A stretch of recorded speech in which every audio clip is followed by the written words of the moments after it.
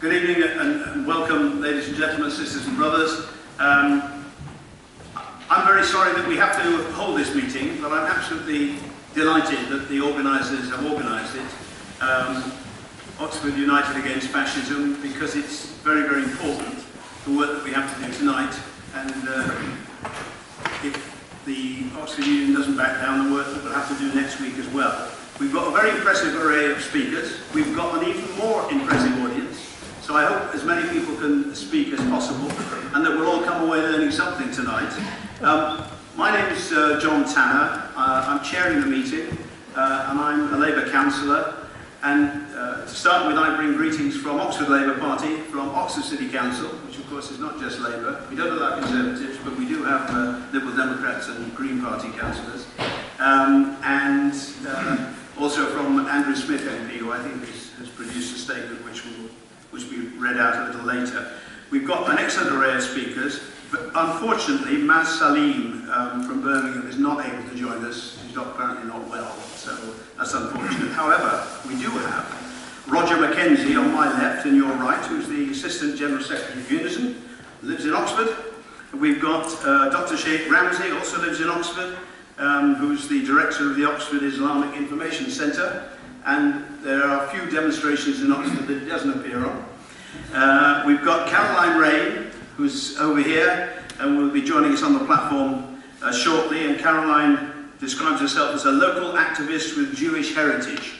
She's also a great trade unionist, and I'll tell you a secret, many more years ago than she and I like to remember, when my first job in Oxford was, I was sitting at the desk next to Caroline in Oxford. So there you are, we go back a long way.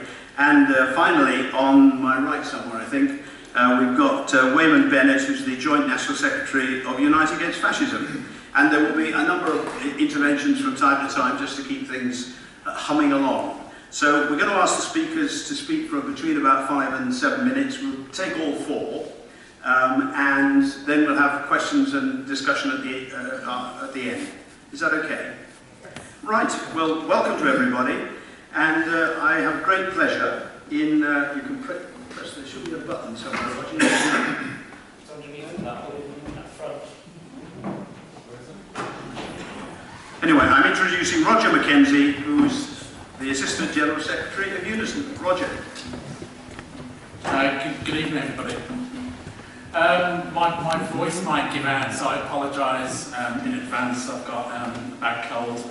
I don't know about you, but I'm actually really pissed off that we have to keep meeting and criticising and trying to stop the Oxford Union from holding these stupid bloody meetings where they invite people who are just here to cause contention within our community.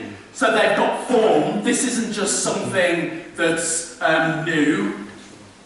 And that's the tragedy of it all. They think it's some kind of little jolly little jape where they can invite these people like Marine Le Pen to come along, and they don't think there's any consequences to inviting somebody like that. Well, I know from all of the meetings that I've had to do in the past against these fascists, what happens after those meetings and what happens when people try and go to those meetings. And I'll tell you what happens, just to remove any doubts. I've been attacked on the way to anti-fascist meetings. I've been attacked on the way from anti-fascist meetings. Many people in this room would have been attacked because these people think that it's okay to come into our community and to try and cause divisions. And I'm just fed up with these people. That's why I'm supporting this event tonight. And that's why I'll be supporting the demonstration next week as well. Because enough is enough. And we have to tell the Oxford Union that they can't keep doing this to our community. They can't keep doing it. But if they keep doing it, every single time, we'll be there. We will be there. We will put pickets in front of their meeting. We will demonstrate against what they're trying to do. And we'll denounce them at every single opportunity that we get. Because we can't keep doing this. This is a time we've got to be together talking about progressive politics, in my view, and not spending our time having to do this stuff time after time because they think it's some little joke where they're going to get a little bit of publicity, maybe, or where they think they're just going to cause a little bit of controversy. Well, the controversy isn't a joke. Our people suffer because of what they do. Our communities get attacked because of what they do. And they just think they can get away with this stuff time after time. So my message tonight, because I'm told I've only got a couple of minutes, is that we stand up against the Oxford Union for doing this next week. But also, we make it crystal clear to these people, crystal clear to the Oxford Union, that we're fed up of them organising these meetings. We're fed up with them inviting people into our community to try and cause division. We're for progressive politics. And we should be spending our time organising out in communities for progressive politics. Not just organising against the fascists, organising against UKIP and the rest of them who want to come into our community and create these divisions as well. So let's make our statements really clear tonight that we're going to go out from this meeting not just to demonstrate against these fascists next week and against the Oxford Union next week, but we'll be also going out into our communities as well and making the arguments for social housing, making the arguments for equality, making the arguments for immigration to this country, not apologising for who we are, not apologising for progressive politics, but arguing for socialism. Thank you very much.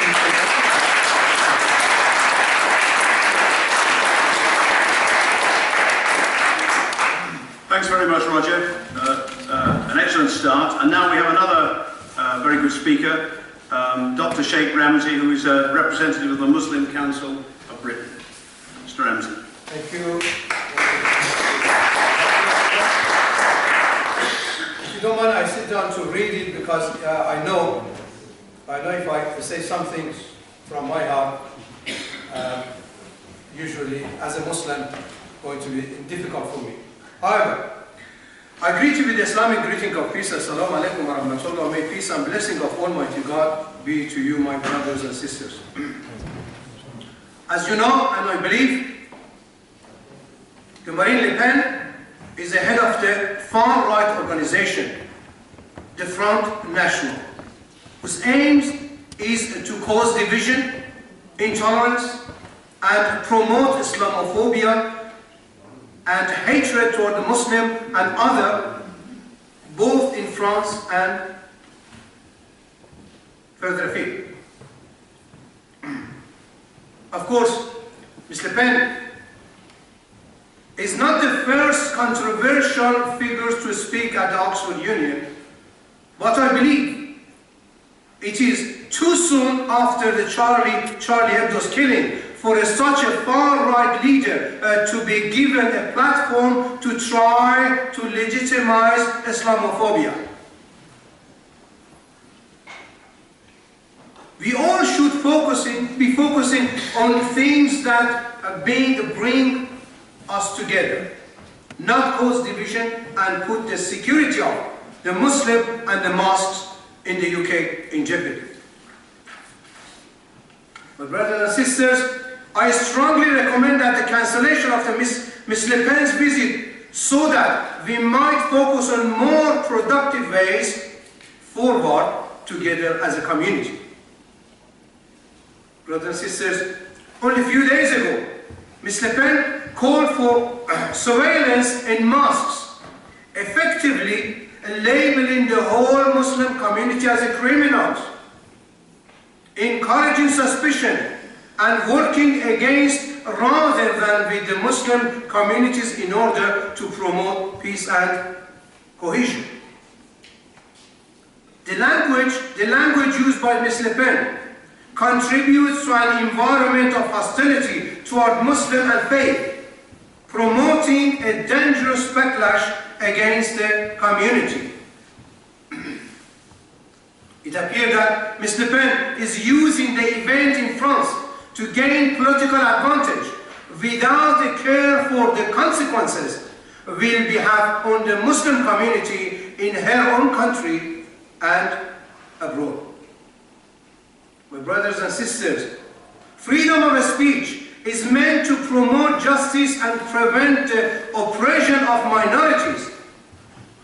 But Ms. Le Pen is abusing this freedom and using it to promote hatred.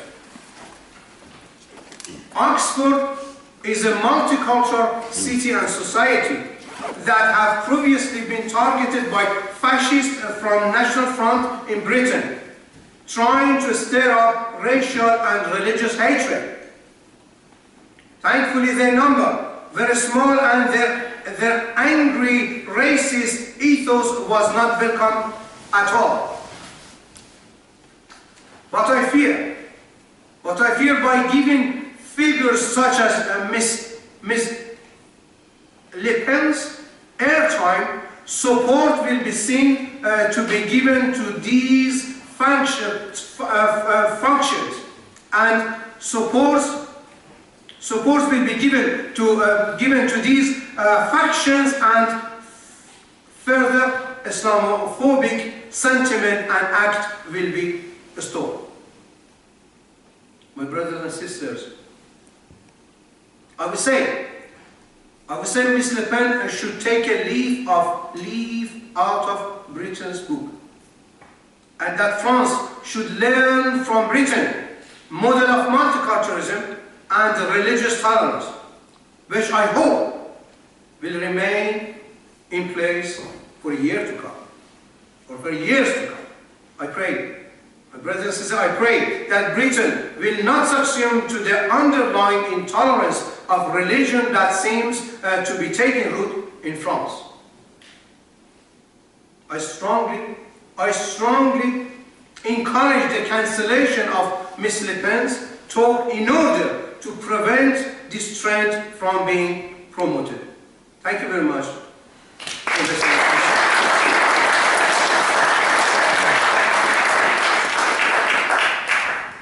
Thank you, Sheikh Ramzy. Before we move on to our third speaker, who's Caroline Rain, I'm going to ask Kate if she would read out one or two of the expressions of support. And you've also got a microphone, Kate. It's all modern today. So if you want to press that, then they can hear you right at the back too. I haven't got expressions of support. I've got a few announcements. A few announcements. Well, we'll do the announcements. I'll do some announcements, yeah. Right. There's been a load of stalls that we've had in Oxford giving out leaflets to get people to come along to the demonstration next Thursday. We've had a fantastic response with loads and loads of people signing the petition against it and signing the open letter. There's an activity sheet, I don't know if it's going around somewhere, with all the leafleting and stalls that we're going to have over the next week until Thursday. If people can put their name down just for one activity, it would be a brilliant thing to do, because we just need to spread the word. We need as many people standing outside the Oxford Union, drowning out that fascist, so that no one can actually hear what she says if they don't listen to the invitation. So we want numbers. That means we need more people out there leafleting. Take some for your workplace, take some for your college, take some for your neighbours, take some stuff off the store when you go. There's also, it was mentioned earlier about UKIP, who are also spreading their racist hatred around. There's a Stand Up to UKIP stall just out there, and we have a coach going down to their national conference coming up on the March 20th. And we've got coaches going as well, so if you want to sign up to that or make a note, take some leaflets for that, hand them out at school, at college, at work, at the rest of it.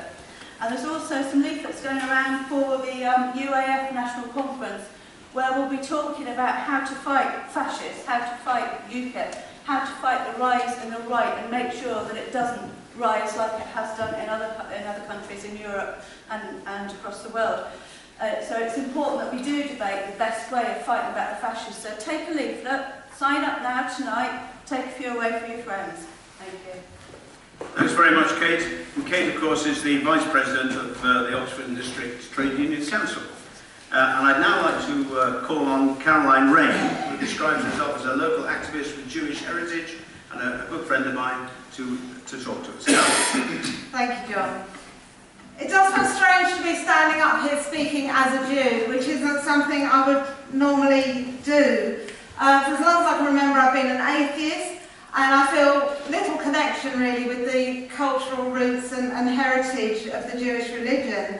But as my dad, who's not somebody I think I've ever quoted at a public meeting before, my dad would always say, you can deny all you like, you can live how you like, but to a Nazi, a Jew will always be a Jew.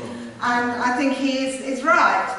And in recent years as well, my anti-Zionist commitment has led me to feel actually more ready to say I'm a Jew, because that's led me to a lot of the thinking I've had about Zionism, and to be able to demonstrate that Judaism and Zionism aren't the same thing, and it's perfectly okay to be a Jew and to be anti-Zionist, even to be a religious Jew and to be anti-Zionist. And I think, thinking about tonight, I was thinking about, well, why do I despise the ideology of Zionism so much? And I think amongst many reasons are that it pretends to be about democracy and freedom. And what it's actually about is only the democracy and freedom of some at the cost of others. And that is the problem with the language of democracy and free speech. It means very different things in the hands of those who use it.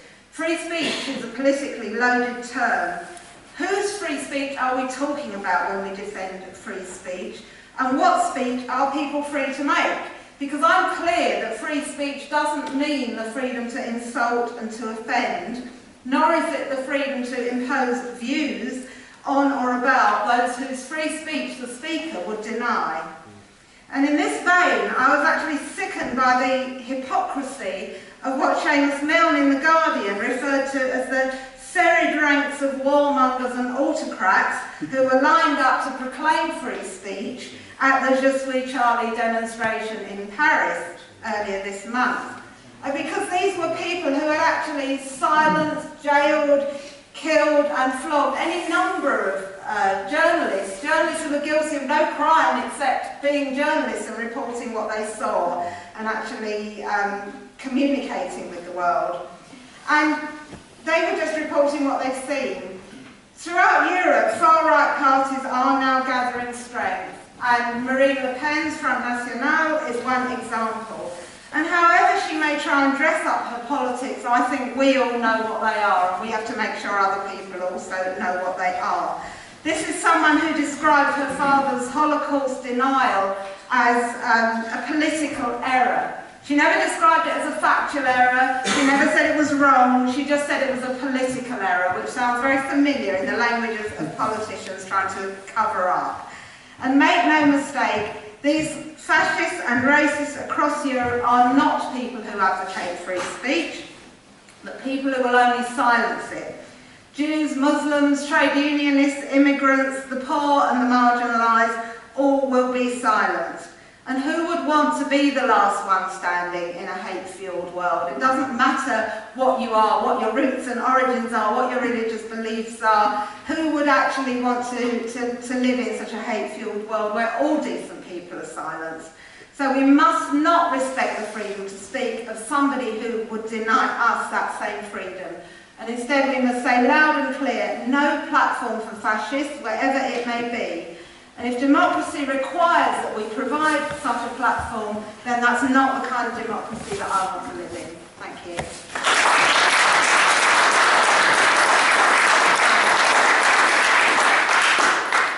Thank you very much, Caroline Rain. And I'm now going to call on Wayman Bennett, who's the Joint National Secretary of Unite Against Fascism.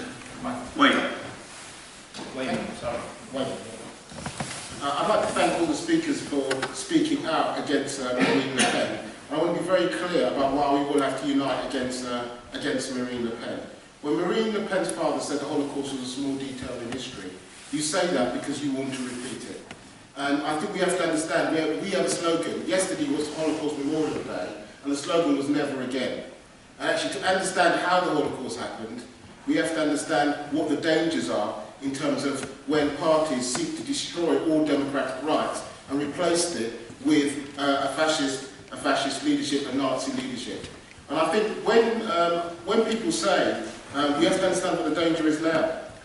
At the moment, Marine Le Pen has got 40% technically of the vote inside France. She came first in the European elections. She was not alone. Jobbik had a high vote. We've had parties, even yesterday, to be honest, you saw the fact that the right were routed by democratic forces, but even then, Golden Dawn got 6.3% of the vote. This is an organisation whose leaders are in prison, an organisation which is a criminal organisation which is involved in the direct murder of migrants and a rapper called Pablos physicists, and they still are able, in a period of crisis, to make their voices heard, to put forward the politics of scapegoating.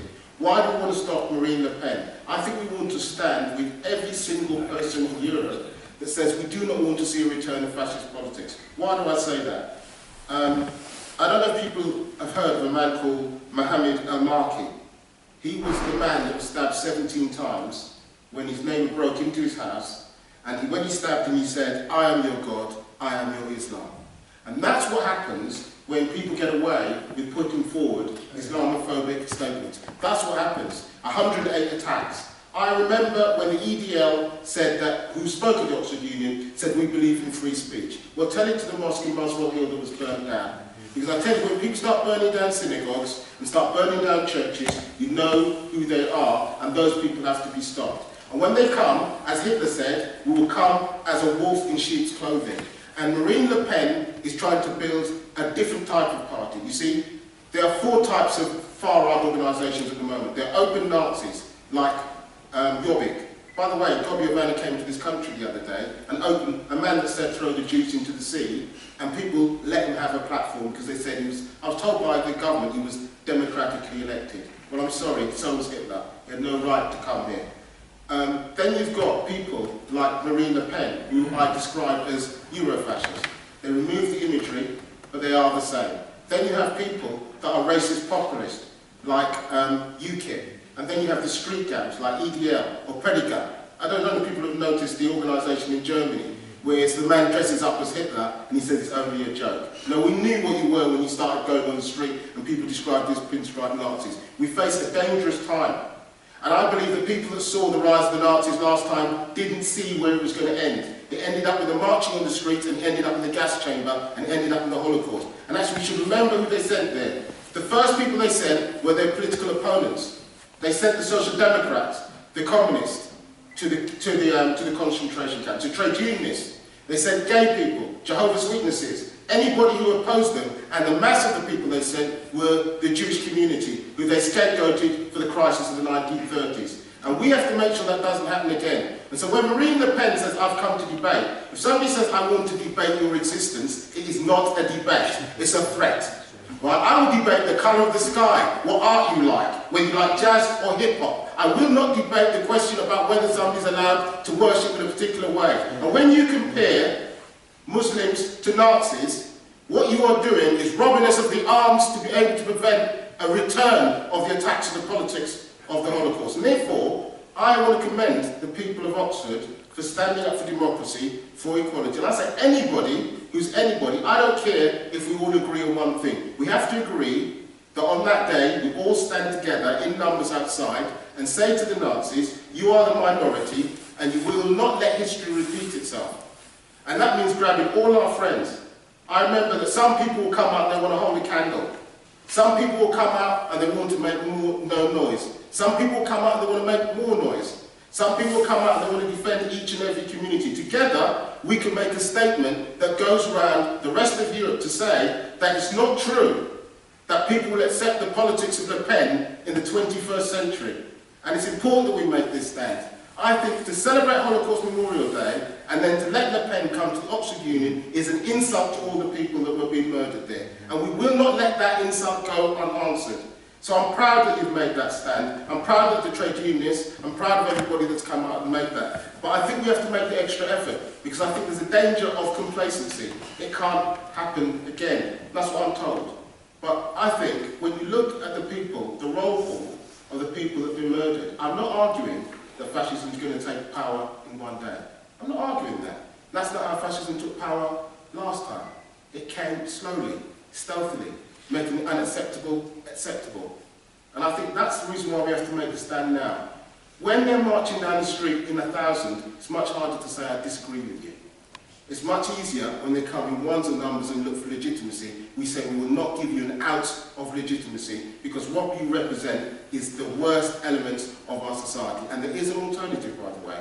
It is far better to live in a multicultural, multiracial society that sees the best of humanity than ends up with the dregs of humanity. And you only have to listen to the testament when I spoke with people yesterday about where this can end. So please come out of the demonstration, but more importantly, make sure that we defend a society which you are allowed to worship where you want to, sleep with who you want to, be a man or a woman where you want to, be young and old, white or black, Muslim, whatever, be Jewish, a community that can be defended. Failure to do this, I believe that history will repeat itself. So I commend you to organising in that way, and let's make sure the demonstration is as big as possible, and afterwards we make sure that we send a message to the rest of Europe to say that the reason why we've defeated, I'll end up in this. Nick Griffin cried in the Northwest when he lost his seat, and I'm glad that he cried. We made him cry. We made him cry because we kicked him out, but we shouldn't let his cousin come in, Le Pen, and celebrate and actually be able to build on that. Let's build on the defeat of the BNP and say this is a tradition that runs all the way from Cable Street to today, and make sure Le Pen, we say you're not welcome, you shall not pass.